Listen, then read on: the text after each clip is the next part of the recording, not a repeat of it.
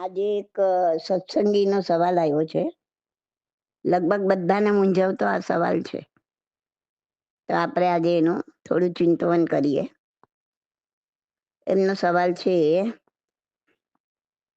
જ્યારે કોઈ એકની પ્રગતિ થાય કે તેનું સારું બોલાતું હોય તે બીજાથી સહન થતું નથી અને ઈર્ષ્યારૂપી આગમાં તે તેને બદનામ કરવા, નિંદા કરવા લાગી જાય છે. આ નિંદા પચાવવી ખૂબ અઘરી છે. તો તે માટે શું કરવું? તમારી વાત સાચી છે. આ નિંદા પચાવવી ખરેખર અઘરી છે. પણ થોડી માનસિક તૈયારી હશે તો એની અસર ઓછી થશે. તો આપણે મુદ્દા વાઇઝ આપણે જોઈએ અને આનું ચિંતન કરીએ.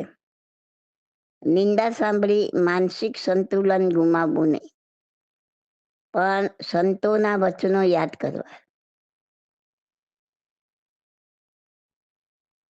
નંબર 1, જો ભગવાન મહાવીરની નિંદા કરવા વાળા, ગૌતમ બુદ્ધની નિંદા કરવા વાળા, ઈસુ ખ્રિસ્તની નિંદા કરવા વાળા આ પૃથ્વી પર છે તો હું તો કહીશ, જેની નિંદા ન થઈ હોય એવો કોઈ સંત આ જગતમાં તમને શોધ્યો જડશે નહીં. જીવતા એની નિંદા અને મર્યા પછી પ્રશંસા. જગતની આ જ રીત છે અને એ આપણે સ્વીકારીને જ ચાલવાનું છે, જેથી માનસિક અસર થાય નહીં, ઓછી થાય. સંતો કહે છે, નિંદક નિયરે રાખીએ. જો નિંદા કરવા વાળો તમારી બાજુમાં હશે તો તે તમારા માટે અરીસા સમાન છે. નિંદાનું તટસ્થ રહી વિશ્લેષણ કરો. એમાં તમારો જો કોઈ દોષ તમને દેખાઈ આવે તો તેને દૂર કરવાનો પ્રયત્ન કરો. છંછેડાવાની જરૂર નથી. તટસ્થ ભાવે જોશો તો પોતાનો દોષ હશે તો જરૂર દેખાશે. બાકી તો પોતાનું બાળક ગમે એવું કાળું કુબડું ગમે એવું હોય, પણ માને તો એ સૌથી સુંદર બાળક લાગશે.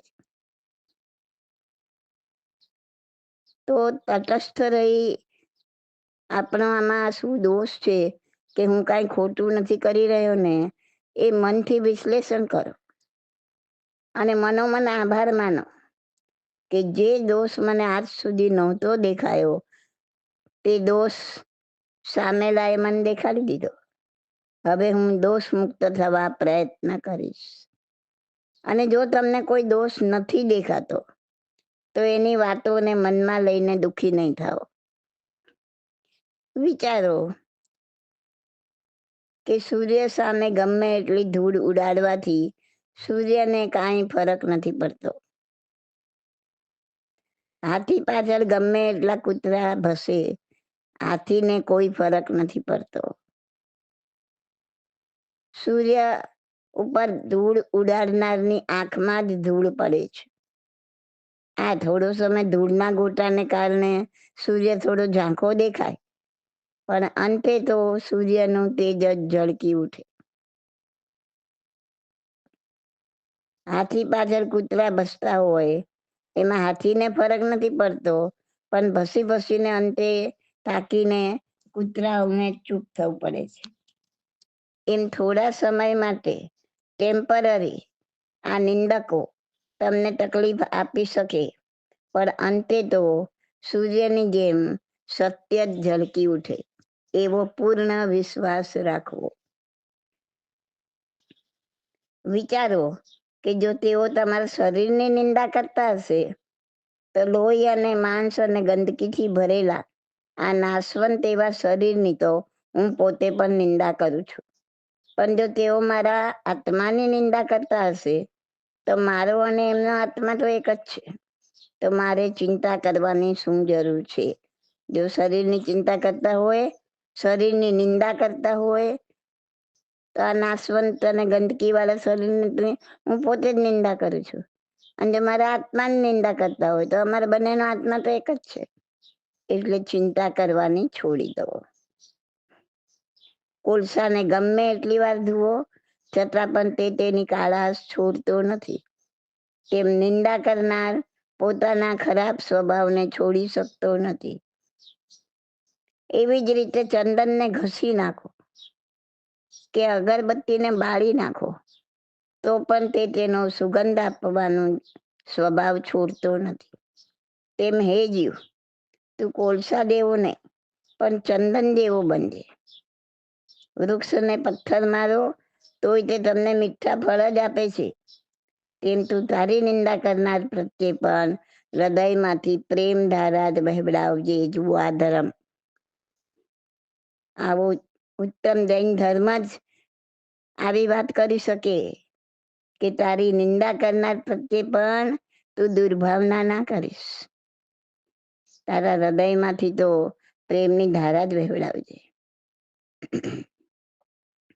એ આત્મા, જ્યારે હૃદયમાં અસહ્ય પરિતાપ ઉપજે, કોઈ ખૂબ નિંદા કરે તો હૃદયમાં અને ખોટું બોલે કે જે હકીકતમાં કાંઈ જ ના હોય, આપણને બદનામ કરવા જ કરતા હોય, ત્યારે એ સાંભળીને હૃદયમાં અસહ્ય પરિતાપ ઉપજે ને નિંદક પ્રત્યે દુર્ભાવના જાગી ઉઠે.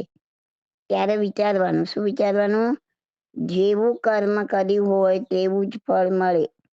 મેં પણ કોઈ જન્મમાં જાણે અજાણે એની નિંદા કરી એને પરિતાપ ઉપજાવ્યો હશે.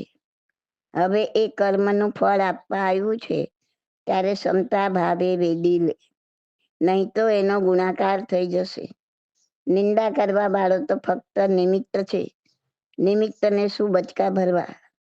નિંદક પ્રત્યે દ્વેષ ઉત્પન્ન ન થઈ જાય તે માટે સજાગ થઈ જા. ક્ષણે ક્ષણે એ જીવની અંતરથી ક્ષમા યાચના કર. આ ગ્રેટ ધર્મ. ક્ષણે ક્ષણે એ જીવની, નિંદા કરનાર જીવની અંતરથી ક્ષમા યાચના કર.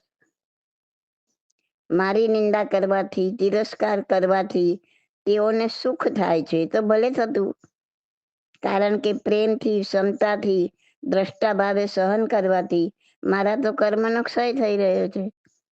પોતાના માથે જવાબદારી લઈ મારા કર્મક્ષયમાં નિમિત્ત બનનાર, વગર સાબુએ મારો મેલ ધોનાર તેઓ મારા પરમ ઉપકારી છે. આવી ભાવના ભાવ. જે લોકો કઠોર વચનો દ્વારા, માયા પ્રપંચ દ્વારા મારા દુષ્કર્મોની ગ્રંથિને ભેદવાની ચિકિત્સા કરે છે તે મારા પરમ મિત્રો છે.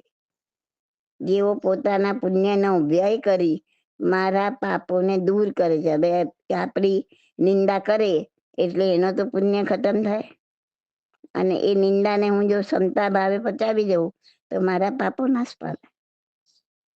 તો જેઓ પોતાના પુણ્યનો વ્યય કરીને મારા પાપોને દૂર કરે છે એના જેવા હિત ચિંતક બીજા કોણ હોય? પણ આ વસ્તુ એમના અનંત સંસારનો કારણ બની જશે એનું મને અત્યંત દુઃખ છે.